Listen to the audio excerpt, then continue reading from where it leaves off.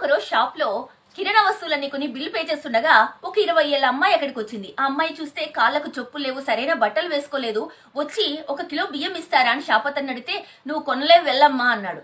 అప్పుడు అక్కడ ఉన్నతను అడిగాడు, నీకేం కావాలమ్మా అంటే, మేము తిని చాలా రోజులైంది, ఒక 10 రోజులు అయింటుంది సరిగా తిని, మాకు 1 కేజీ బియ్యం కందిపప్పు కావాలంటే, సరే నువ్వు తీసుకో, ఇవే కాదు నీకు నెలకు సరిపడా తీసుకో, నేను బిల్ పే చేస్తాను అంటే, నాకు అలా వద్దండి అంటే, లేదులేమ్మా నేను ఇక్కడే ఉంటాను, ఇతనికి తెలుసు మా అడ్రస్, నీకు డబ్బులు కుదిరినప్పుడు తెచ్చి ఇవ్వు అంటే, సరేనా ఆమె తీసుకెళ్లిపోతుంది. అప్పుడు ఆ షాపతను అడుగుతాడు, మీ డబ్బులు మీకు తిరిగి వస్తాయని ఇచ్చారా అంటే, అవి వస్తాయని కాదు, ఆ అమ్మాయి తీసుకోలేదని అలా చెప్పాను.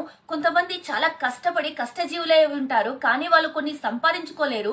అలాంటప్పుడు వాళ్ళు ఒకరిని అడగలేరు, అలాగే ఉండిపోతారు. అలాంటి వాళ్ళని గుర్తించి ఇవ్వడం మన బాధ్యత. ఇలాంటి వారికి ఇస్తే అది నిజంగా వాళ్ళకి సహాయం చేసినట్టు అవుతుంది అంటాడు. సరే అని బిల్లు ఇచ్చేస్తే అతను 200 తిరిగి ఇస్తాడు షాపతను.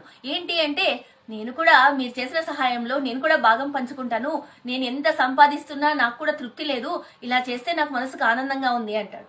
నిజంగా మనం చేయాల్సింది ఏంటి అంటే, ఎవరంటే వాళ్ళు యాచకులు అలా నటిస్తున్న వాళ్ళకి ఇవ్వాల్సిన అవసరం లేదు. నిజంగా వాళ్ళు కష్టంలో ఉన్నారని మనకు అనిపిస్తే అప్పుడు ఇవ్వండి, అలాంటి వారికి సహాయం చేయండి.